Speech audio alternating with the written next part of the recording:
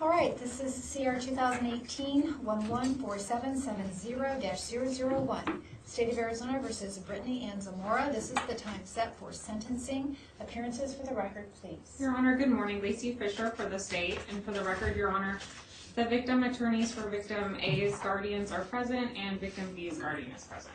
Thank you. Good morning, Your Honor. Belen Olmedo Guerra on behalf of my client, Brittany Zamora, who is in custody, sitting at defense table. Good morning. All right. I know typically I ask that you approach the podium, but today I'm going to ask that you just remain seated at counsel table for the sentencing. All right. Please state your true and correct name. Brittany Zamora, And your date of birth. 1591. The court having previously accepted your pleas of guilt, it is the judgment of the court. You are guilty of 3 crimes. Amended count 1, sexual conduct with a minor, a class 2 felony and dangerous crime against children. The offense occurring in Maricopa County between September 1, 2017 through and including March 22, 2018. As to victim A, it is a non-dangerous, non-repetitive offense under the criminal code in violation of the statutes set forth in the plea agreement. It is also the judgment of the court you are guilty of amended count 2, attempted molestation of a child, a class 3 felony and dangerous crime against children, the offense occurring in Maricopa County between September 1, 2017 through and including March 22, 2018. As to victim A, it is a non-dangerous, non-repetitive offense under the criminal code in violation of the statute set forth in the plea agreement. It is also the judgment of the court you are guilty of amended count 15, public sexual indecency, a class 5 felony that occurred in Maricopa County between September 1, 2017 through and including March 22, 2018. As to victim B, it is a non-dangerous, non-repetitive offense under the criminal code in violation of the statutes set forth in the plea agreement. The court has read and considered the pre-sentence report, the stipulations in the plea agreement, the state's sentencing memorandum, defendant's sentencing memorandum, and the many letters attached to that sentencing memorandum. I have considered the psychosexual evaluation provided by the court at the settlement conference. I have considered the information provided at the settlement conference, including the sentencing,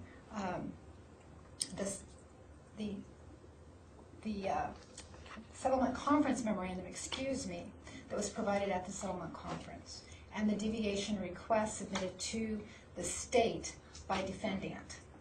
And finally, I have considered the sentencing memorandum for the victim impact statement for victim A that was provided to the court. You have been in custody 478 days. Does that sound correct? Yes. All right. From the state. Your Honor, first, victim A's father's representative, Ross Richelsoff, would like to address the court.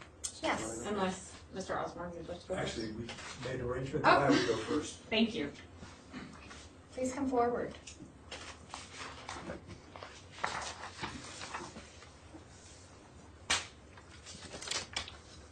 May it please the court. Brittany Zamora, I represent the mother of victim A, known as Joe in this case, and she's asked me to read this to you, her thoughts and what your acts have caused that. I feel that my son, victim A, has been severely physically, mentally, and emotionally affected by this traumatic experience. Brittany Zamora betrayed our trust. You betrayed our trust and changed my son forever. Before, he was an innocent child, and now you stole his innocence from him. Now he feels he's older than what he is, but he is not. He's still a boy. He doesn't know his boundaries now.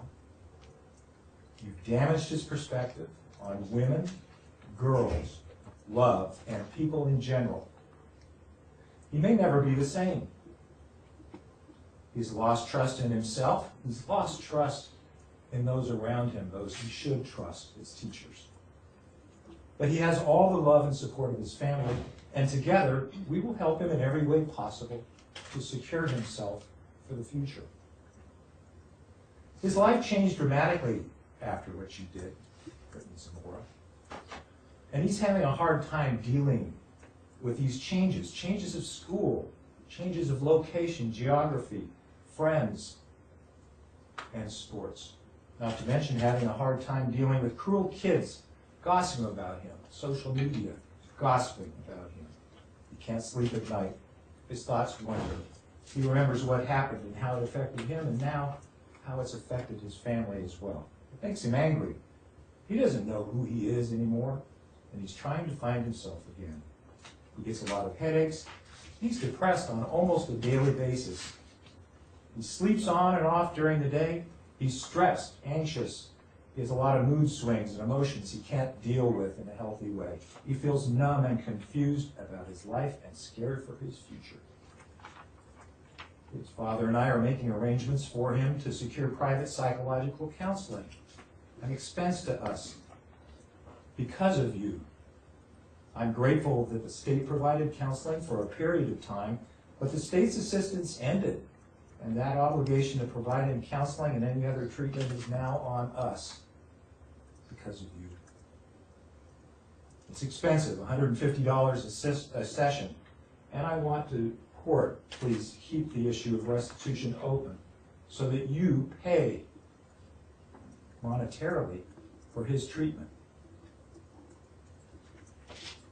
We're making arrangements with a psychologist for this purpose, and of record is her fee schedule. I could never have imagined also how hard it is to find counselors who are willing to help when there's a criminal or civil matter pending that they may inevitably become involved with. I understand that regardless of how skilled the counselors may be in the field of child sex abuse, knowing that they're going to likely face lawyers trying to minimize the impact of this abuse on my client's son, the attorneys, for example, representing the school district, in this case that I'm involved with, his family and me, is intimidating for those counselors. The research on male child sex abuse is frightening, scary. In the record is a citation to a book on the subject. And we had victim A, boy you molested, examined by a Dr. Gartner last year. He wrote in May of 2018, victim A is currently traumatized by not being able to finish his school year, and he certainly is aware of the traumatized reactions of his parents, which in turn are likely traumatizing him. He has strengths that seem to be blossoming under his father and stepmother's care, but his temper and tendency to act out angrily may develop into full-blown problems as he matures. In particular, since sexual abuse and assault are interpersonal betrayal traumas, and I know you have studied these things as a teacher, they often have serious implications for future interpersonal relationships. Therefore, as victim A further matures, he needs to be watched, supported, and discouraged in the areas most common among sexually traumatized men. Difficulty having interpersonal relationships, especially intimate ones. Aggressive acting out when he loses his temper. Defiance against authority. Problems with keeping boundaries with others, especially those in authority or who are romantic partners. Addictions, compulsions, emotional numbing, sometimes alternating with inability to control emotional outbursts, an unusual need to control others, perhaps like you, difficulty with trust, self-esteem, and such symptoms as depression, anxiety, guilt, shame, low self-esteem, self-destructive or self-mutilating behavior, eating disorder, antisocial personality disorder, behavioral problems, and post-traumatic stress disorder. Within a reasonable degree of psychological certainty, these may lie in my son's future because of you. I hate you for what you did to my son and my family. We should not suffer for your sick pleasure, but we all are.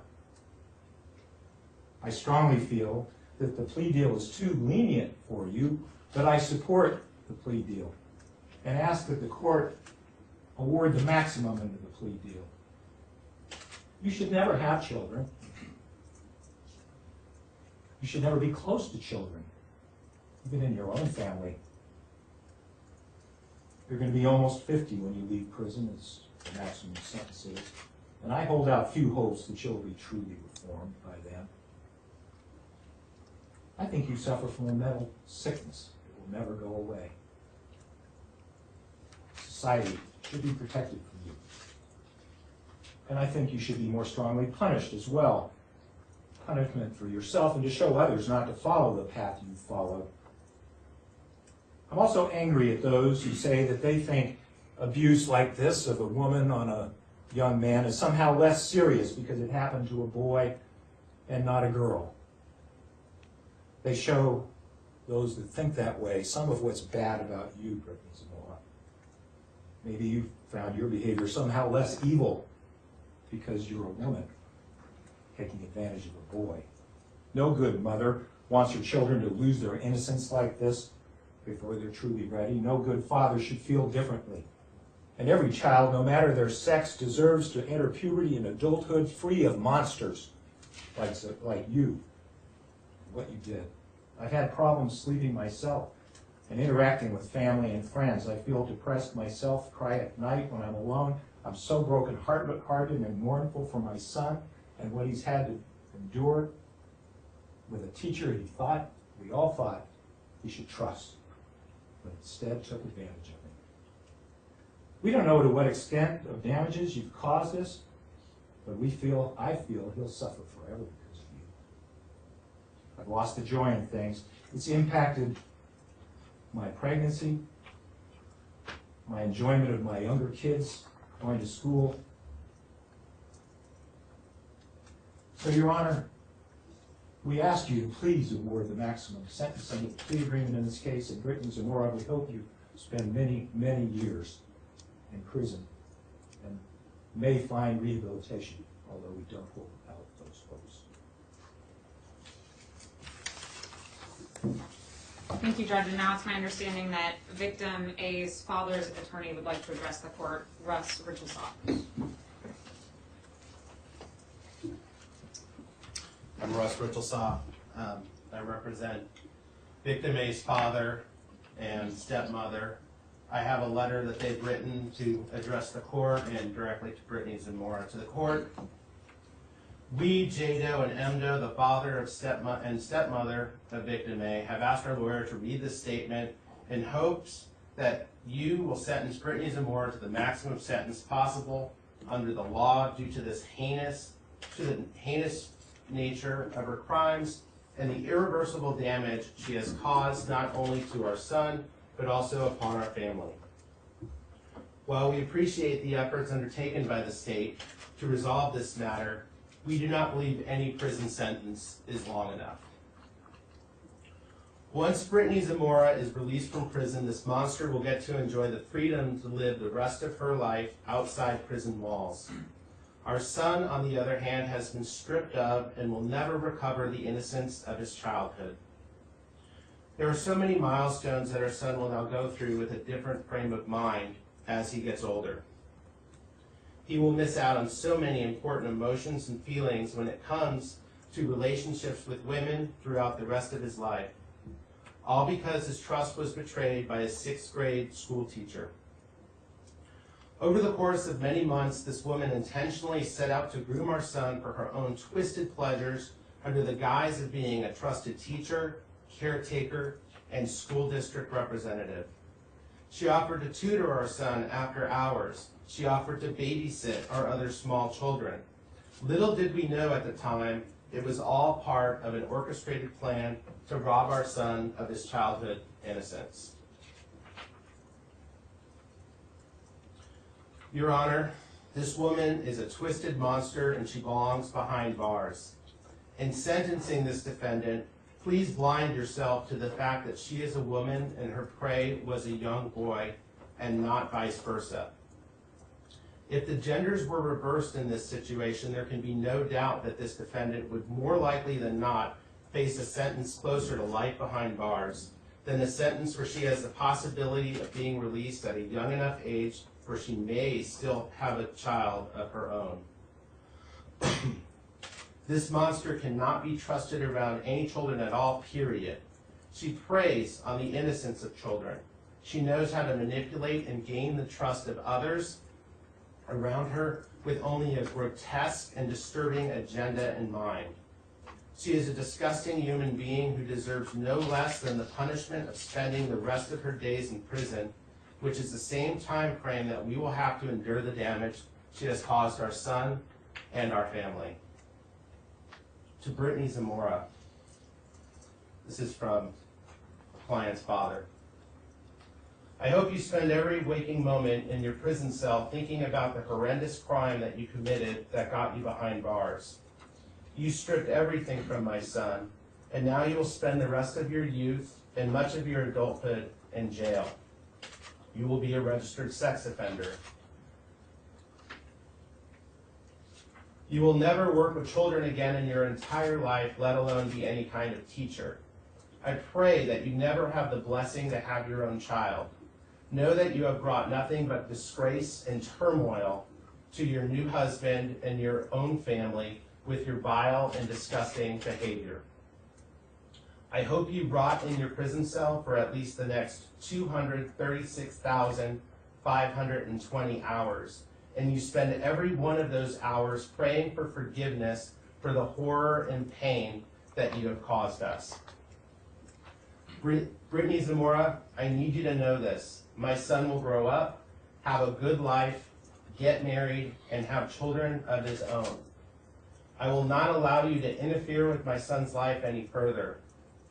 Throughout history, good has always triumphed over evil.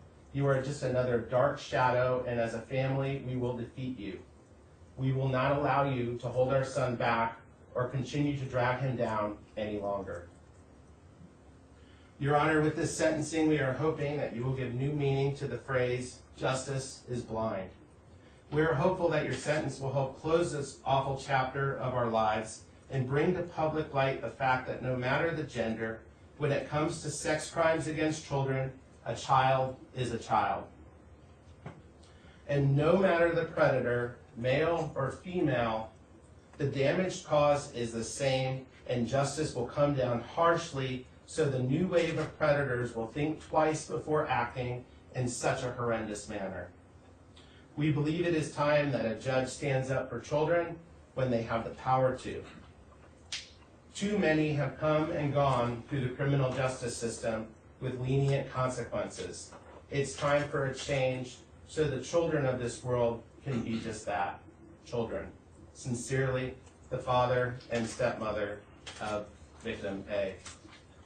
Your Honor, we're asking the court to find that the aggravating factors laid out by the prosecutor in the state's sentencing memorandum substantially outweigh the mitigating factors presented by the defense, and that you sentence Brittany Zamora to the aggravated term of 27 years in prison.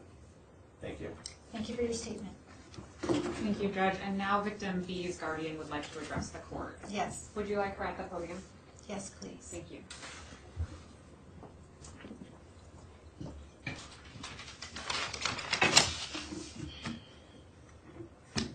Your name, please. Adolaholic. I am here today in place for my family and my son, who at the time of this crime was only 11 years old. He is a straight-A student who loves school. He is a kid that lights up the room with positivity.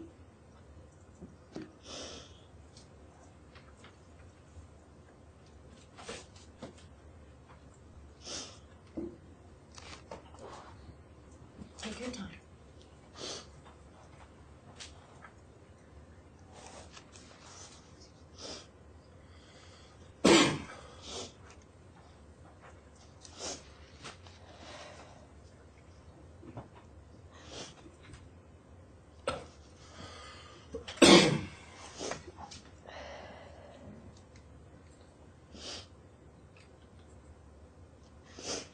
You can't help but want to be his friend. During a time of 6th grade, in Miss Zamora's class, I started to notice a change in him. He wasn't that happy kid anymore. He became quiet and distant. When I found out of the disgusting things that my son witnessed at school, a place that every parent trusts to drop their child off every day, is when I realized why he changed.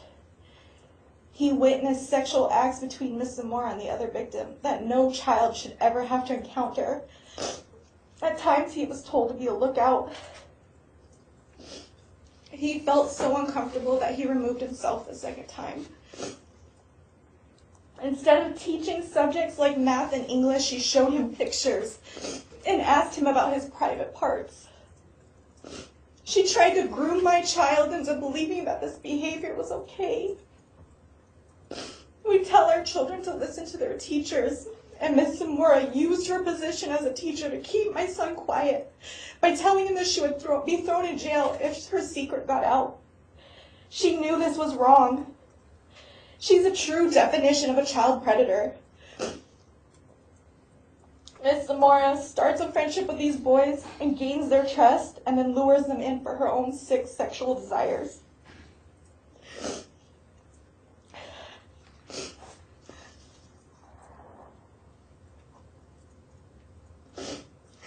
Everything she did was strategically planned for only one outcome: sex with the child.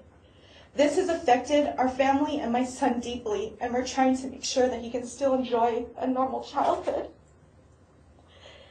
As adults, you grow to become the person you are because of childhood experiences and memories. I pray every day that this does not have a lifelong effect on my son. An example needs to be made of Brittany Zamora. She is a woman of position and power and used it to molest a child. She's a pedophile and is no different than if a man were sitting in her place right now. If she had not got caught, how many more children would have been hurt by her? The less time she spends in prison, the more opportunity she has to prepare for another victim. Brittany Zamora, you hurt my family. You created a horrible time frame in my son's childhood that he'll never forget nor can change. Because this crime is going to be a lifelong battle for our boys, you deserve the maximum sentencing. Let this sink into your head, Brittany. Your mind is foul, your heart is ugly, and you disgust me. You should be embarrassed and ashamed of yourself. You deserve to leave prison at an age where you cannot bear children of your own. You deserve to spend the next 27 Christmases alone, the next 27 birthdays alone in your cell with no family and no friends to comfort you. Brittany Zamora, your secret is out. The world knows you are a child molester. And while you sit in your cell and think that maybe things will get better, they won't. You are forever labeled a child molester, and everyone hates a child molester.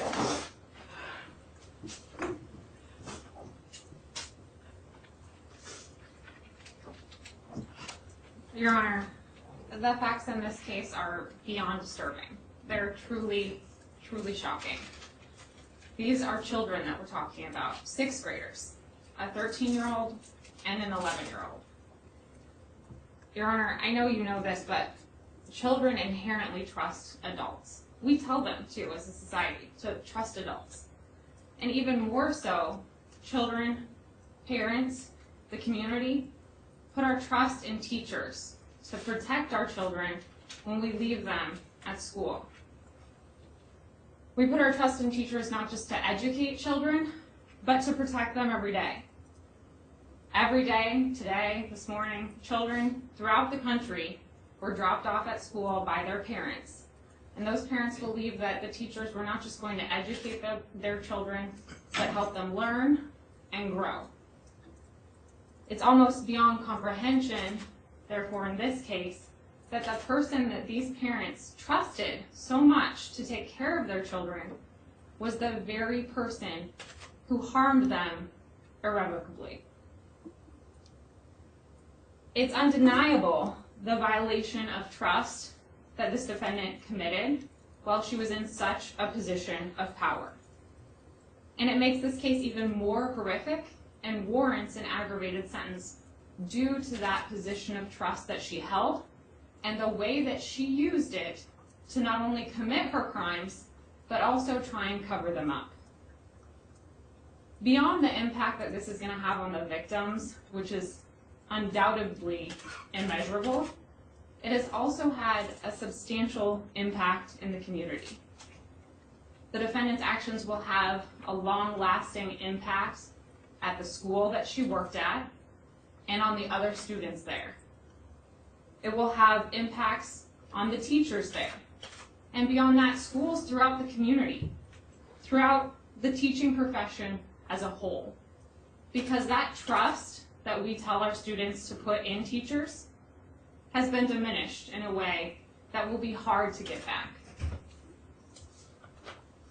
As to the impact on the two children in this case, I think their representatives succinctly talked about how this will have profound and everlasting impacts on them.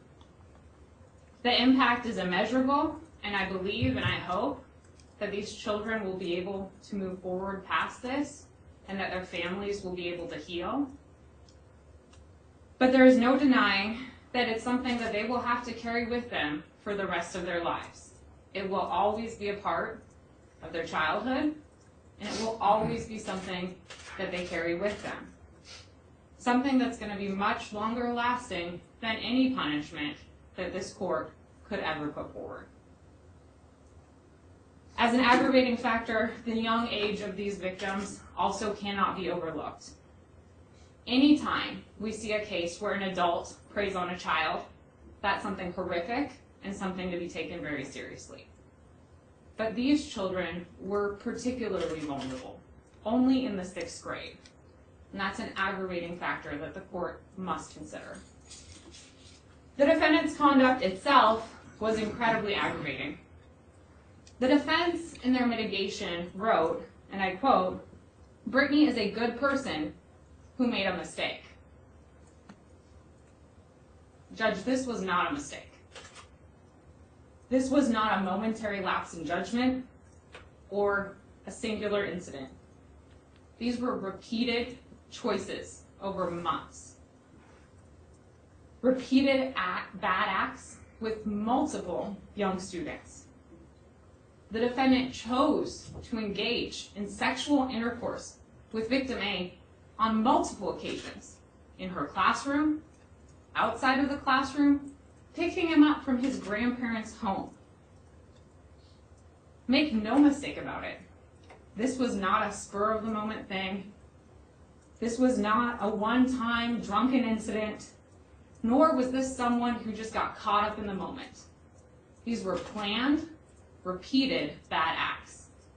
And while I recognize that the defendant accepted a plea, and that is part of a mitigation factor of acceptance of responsibility, I think that's significantly diminished when they characterized what she did as some sort of mistake, because it was anything but a mistake. Not only had the defendant been planning these acts for months, which is evidence from the text message conversations that she had with these children, but it's also evidence afterwards when she took extreme lengths to try and cover up what she did. Everything from telling these children not to tell on her, not to come forward, to harassing the victim's family afterwards, begging them not to go to the police. Her attempts to cover up the crime are an aggravating factor that the court should consider. Finally, again, Your Honor, as I noted, while acceptance of responsibility as well as the defendant's family support and young age are recognized mitigating factors, I think it's important to note that the only reason the defendant was caught and is sitting here today is because victim A's parents were monitoring his cell phone. This is not a circumstance where she saw the errors of her ways and tried to stop what was happening. In fact, it was the exact opposite. As you just heard from victim B's guardian, after repeatedly sexually abusing victim A, the defendant began to groom victim B, an 11-year-old child, for her sexual purposes. She engaged in sex with victim A while having victim B watch and act as a lookout, and she showed victim B pornography and asked him sexual questions. If victim A's parents had not discovered what the defendant was doing, there is little doubt that there would have been even more victims in the defendant's already considerable wake. Judge, as you know, the plea allows for count 1 a sentence of between 20 and 27 years in the Department of Corrections. Count 2 is a stipulated sentence of lifetime supervised probation with all sex offender terms, computer usage terms, and registration, and the same can be said for count 15.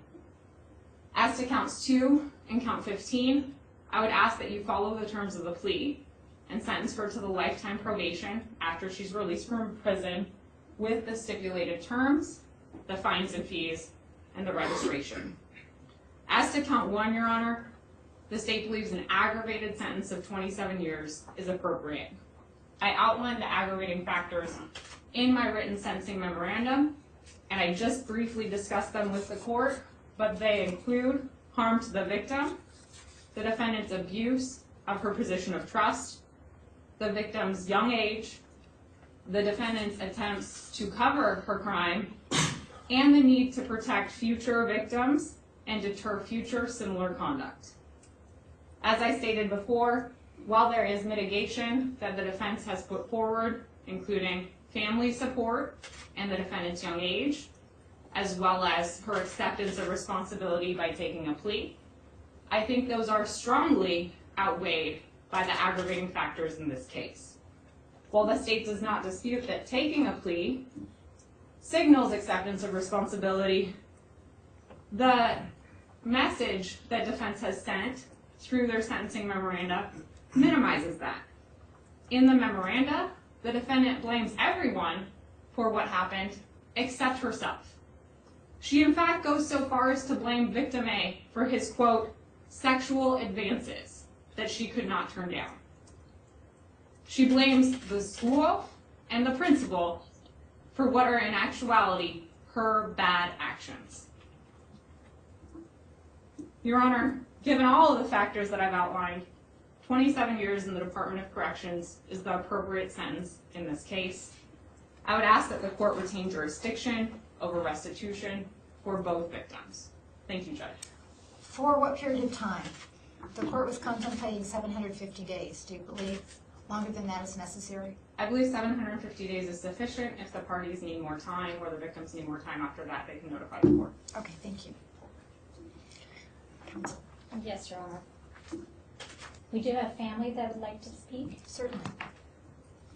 May I have a moment? Yes.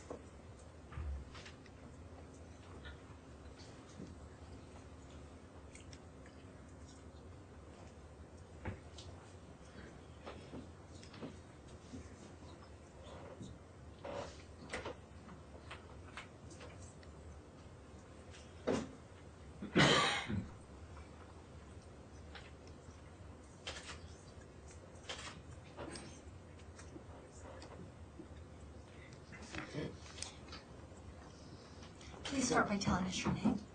Darlene. I'm sorry, what is your name? Darlene. Good morning, Judge. My name is Darlene, and I am proud to say that I am Brittany's mother. I stand here in front of you today. You're honored to represent Brittany's brothers, sister, cousin, husband, family, and friends, many of which would like to stand and speak to you directly themselves. However, given the publicity of this case with the high media coverage, it puts not only their jobs but also their families at risk also to do so. Yes, Brittany is remorseful. Is she a monster? Or are the people, their followers, and the media? Her father abandoned her for his pregnant mistress when Brittany was 13 years old. Within months after that, Brittany was told that I myself had multiple sclerosis.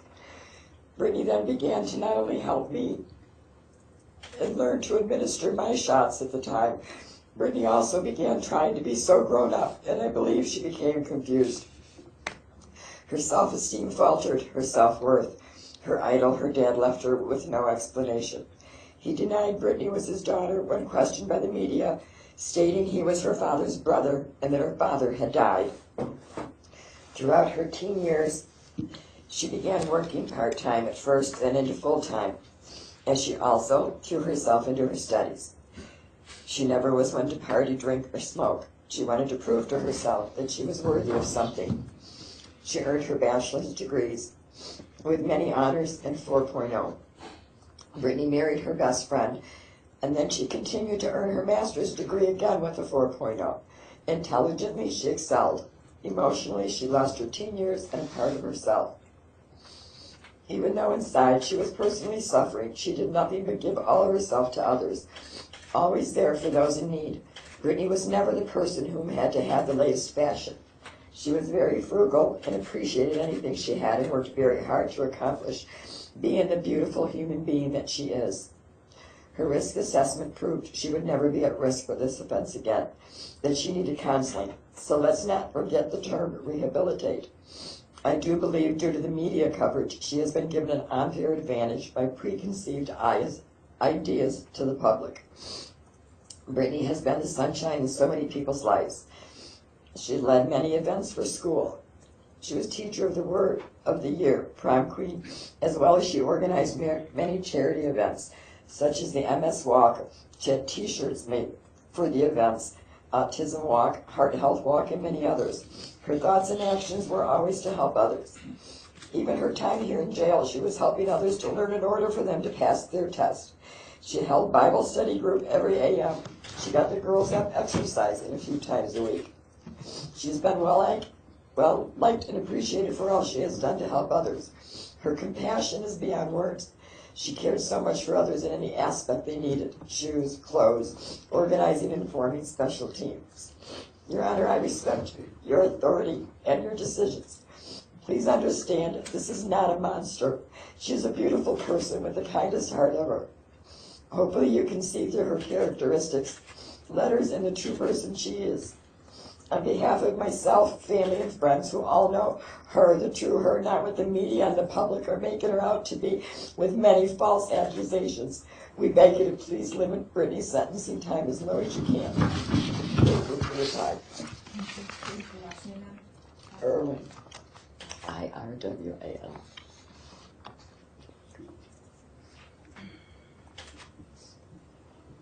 I have one more, Your Honor. Yes.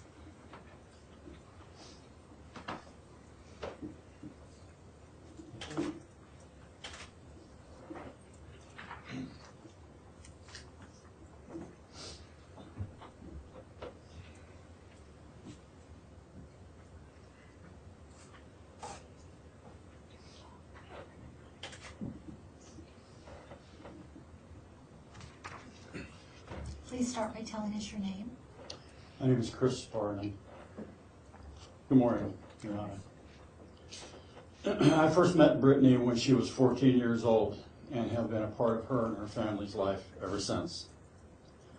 This was a very difficult and tumultuous time in her life.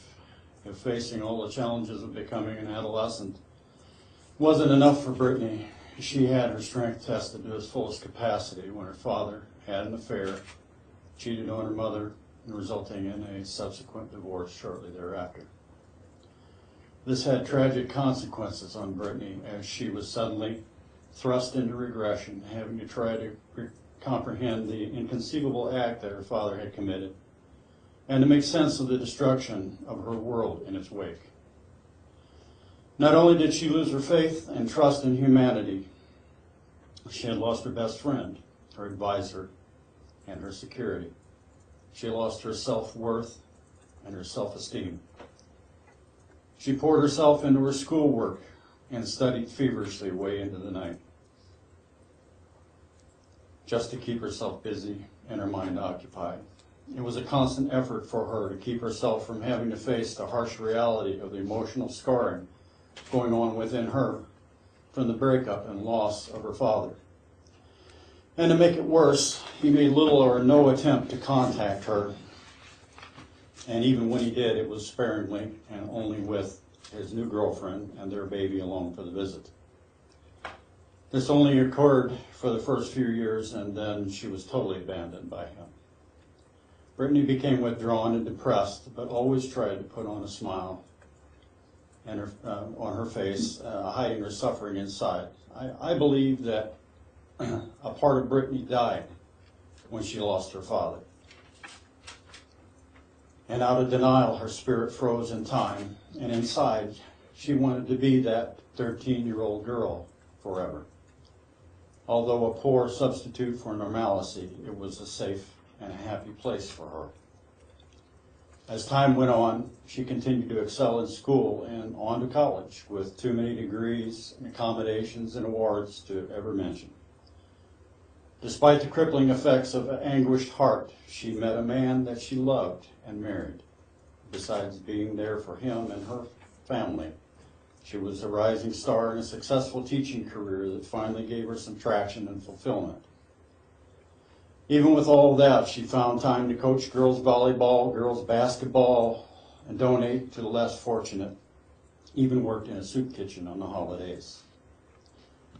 If the cause of justice is to exact fairness according to the balance of moral rightness, then I believe a person's total core value should be a mitigating factor when we as flawed humans ourselves decide the fate of another human being.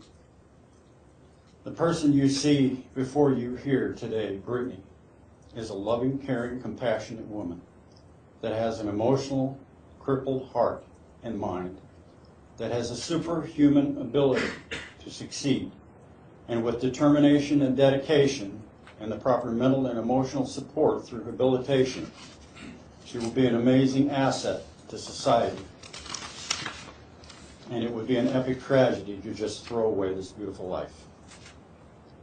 In all humility, I stand here in desperation, pleading for latitude and leniency to whatever extent you have in your heart. I ask that Brittany be evaluated by her spiritual and core values as a person.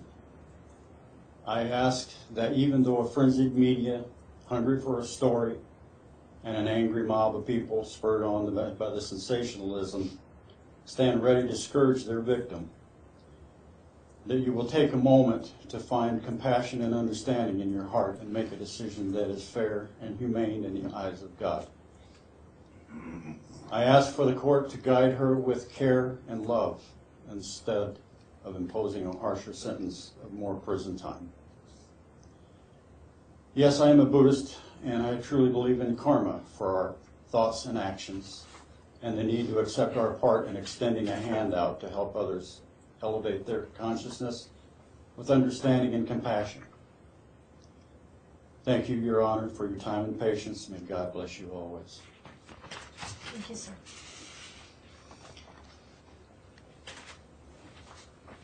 Your Honor, may I remain seated? You may.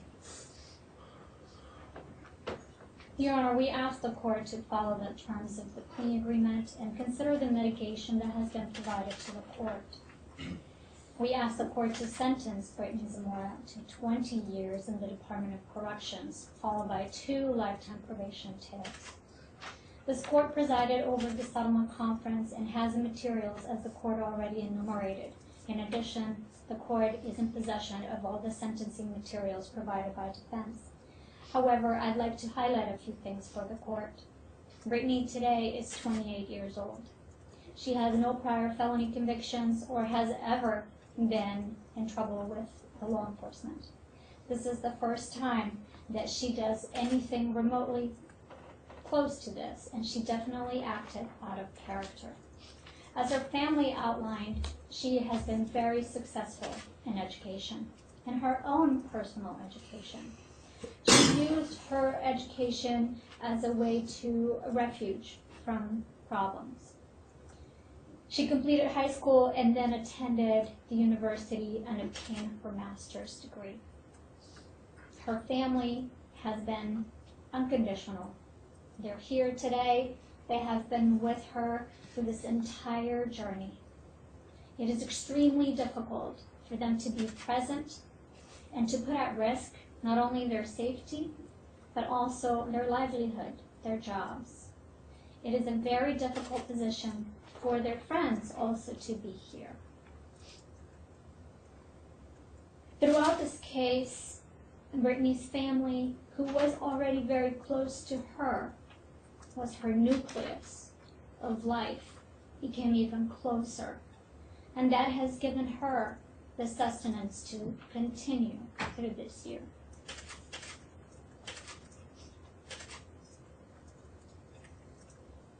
The court is in possession of all the character letters from her family. I had to go through each letter and remove their addresses, phone numbers, and all the identifying information. Some of them even requested that I remove their last names, just because they're terrified of what the repercussions could be for all of them and their families. As Darlene mentioned, a lot of family members wanted to speak, but they sent Darlene and Chris as their ambassador on their behalf.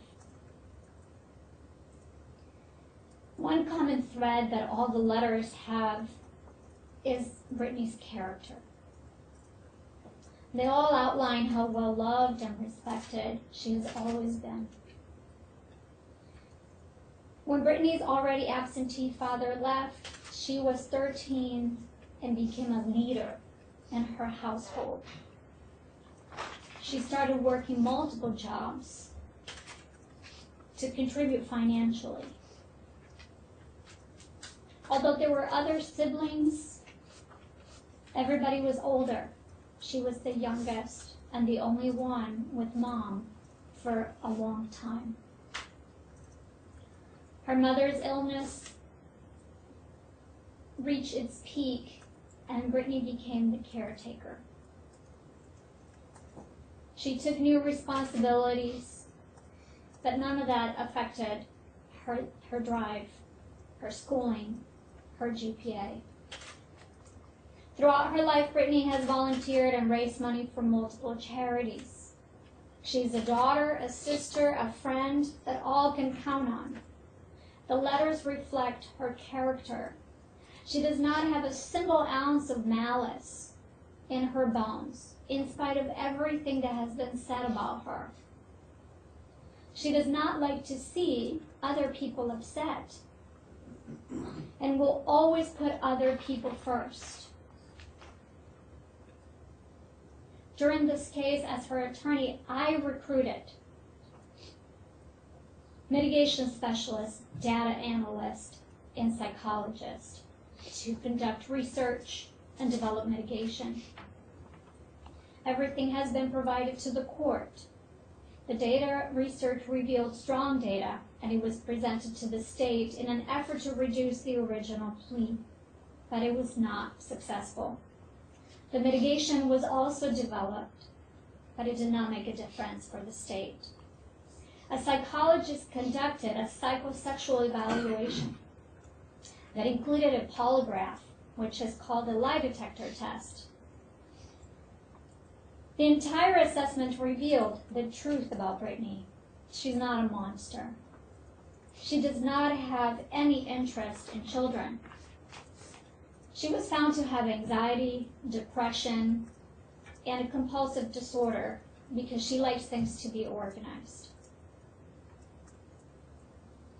Although the headlines in the media have misled the public about her true nature, there was not a plan. She did not plan this.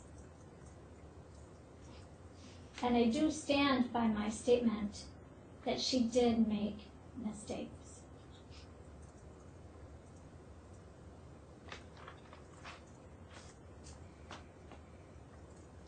So we are here today, and Brittany knows that what she did was wrong. She does know, and she does accept it. The court has the power to weigh and balance the mitigation versus the aggravation presented by the state. She took a plea without knowing exactly what she was going to get, other than a significant range that is 20 to 27 years. That cannot be discredited. She's a great candidate for rehabilitation. She wants to change her life, and she already started that. She relinquished her teaching certificate. She's never going to teach again. She has made other plans to go back to school. She's going to be one of those people that will be learning for the rest of her life. She wants to earn another degree, develop another career, and start over. We understand the state's recommendation, the victim's attorney's recommendation, the victims' guardians, and parents. However, we ask the court to balance and take everything into consideration. Brittany will be monitored by the state throughout the 2 lifetime tales for the rest of her life. She's going to be a registered sex offender. She's going to have sex offender terms and will never be able to escape the government's eye. The plea agreement is structured to ensure that there is plenty of monitoring for her forever. A sentence of 20 years is a flat sentence in this case, which she will have to serve day after day. 20 years. It's a very long time. She is already planning and signing up for every program available, and she tried to do that at the jail already. The resources are limited at the local jails, so there were not that many classes available. So Brittany decided to become a teacher to her peers. She began teaching exercise and helping them with their reading and writing. She is a true helper, and she does not have a malicious nature.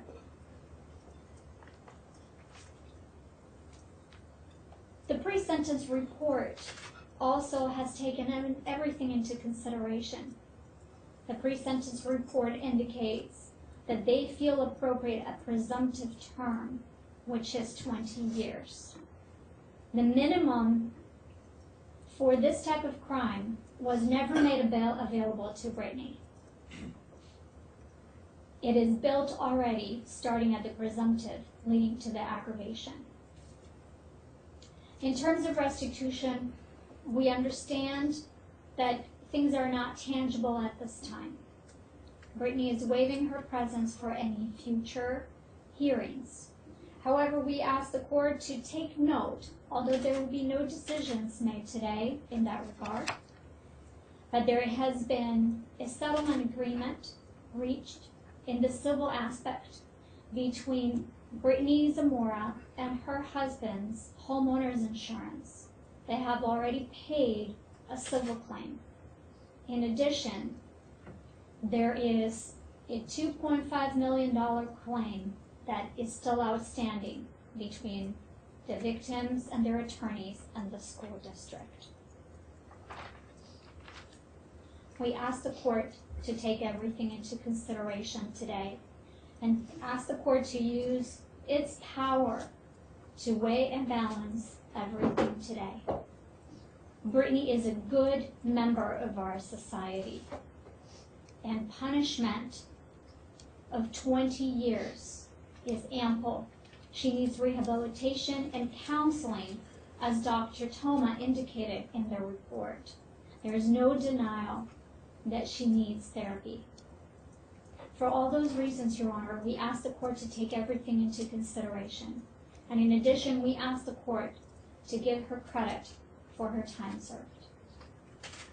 Ms. Zamora, would you like to say something? May she remain seated? Yes.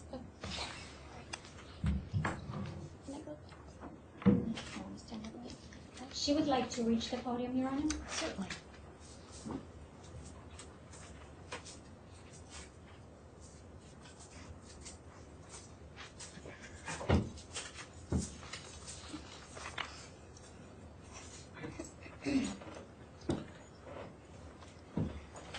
Good morning, Your Honor. I want to start off by apologizing to the victim and his family. I'm sorry for any undue stress or pain that I may have caused. I'm ashamed of my actions and am completely remorseful and truly regret what took place. I'm known to be a responsible, caring, happy, and thoughtful person. My actions were completely out of character for me. As an adult and teacher, I am meant to set an example, and I did not follow according to that expectation. Prior to this incident, I have been an amazing teacher and citizen. I started programs while teaching to help stop bullying, teach girls about nutrition, fitness, create fundraisers to help with autism, and help families in need. Fill 25 plus desks with school supplies each year, and even won Teacher of the Year in 2016. As far as a citizen goes, I've lived my life respecting and trying to obey every law. I am not a threat to society by any means. On the contrary, I have tried to help our society as much as I can.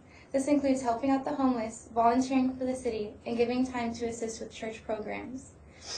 Over the past 16 months, I have grown within my faith, and that has helped me not only get through each day, but has led me to reflect on how sincerely I took life for granted.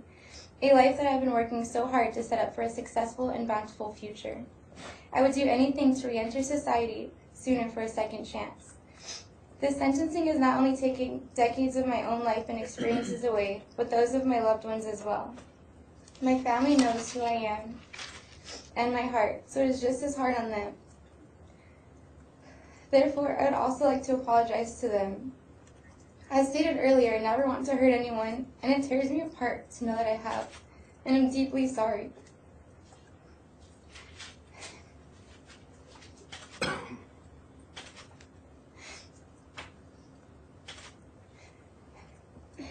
Going forward, I would like to attend counseling and all other required courses. I obtain a new degree and seek new employment. I have already relinquished my teaching certification. My hope is to rejoin society a better and more grateful person. I have an incredible support system and know they will all be there for me every step of the way. Your Honor, I know the state did not take my mitigation and assessments into consideration, but I hope you can. I am a good and genuine person who made a mistake and regrets it deeply. I ask that you please have leniency in regard to my sentencing, that you see me as a person with a hopeful future and not just another number or case. Thank you so much for your time and consideration. Thank you for your statement. Since she's already at the podium, why don't you just remain at the podium?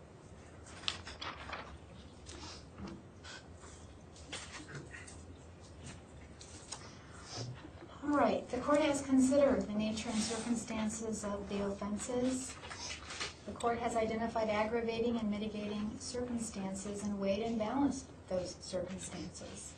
As aggravation, the court finds the defendant's conduct caused physical, emotional, and financial harm to the victims. There were multiple victims. The defendant violated and abused a position of trust. I find the circumstances of the offenses to be especially aggravating, and the fact that these events occurred over a period of time. I also find as aggravation the defendant's efforts to conceal her conduct from others. As mitigation, the court finds the defendant did accept responsibility by pleading guilty. She has expressed her remorse. She has no prior criminal history. I've considered her age. I've considered the difficulties she experienced while growing up, as described by her mother and in all of the reports I have read. I have considered her character, as described in all of the documents I have read, and the accomplishments and achievements that she was able to complete prior to these events. I find that she has community support, she has family support.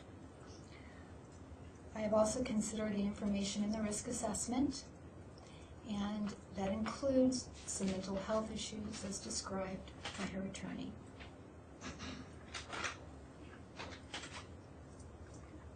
I've also considered the fact that under the plea agreement, the defendant will be on supervised probation for a lifetime term on 2 counts. So, after weighing and balancing all of these factors, the court finds the stipulations in the plea agreement are appropriate. I'm going to order that the defendant register as a sex offender as to all 3 counts. I'm going to order that restitution remain open on all 3 counts for a period of 750 days.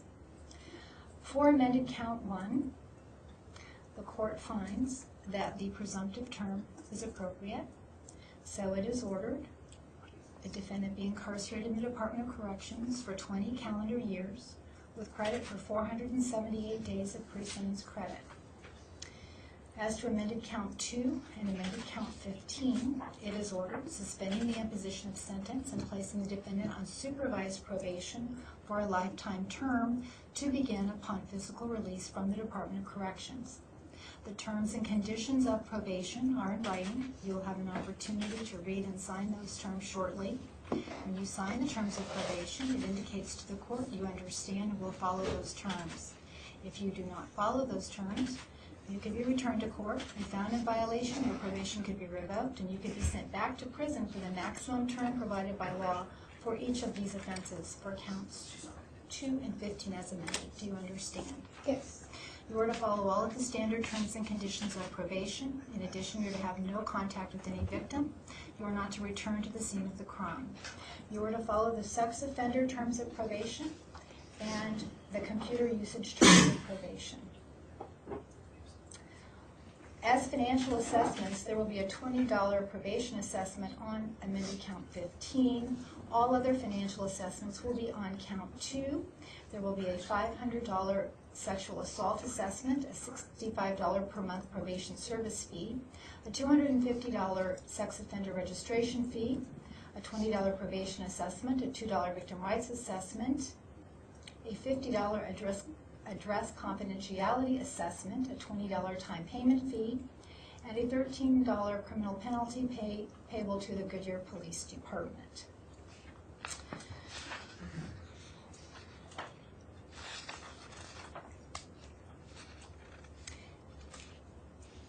As provided in the plea agreement, it is ordered that counts 3 through 14 are dismissed.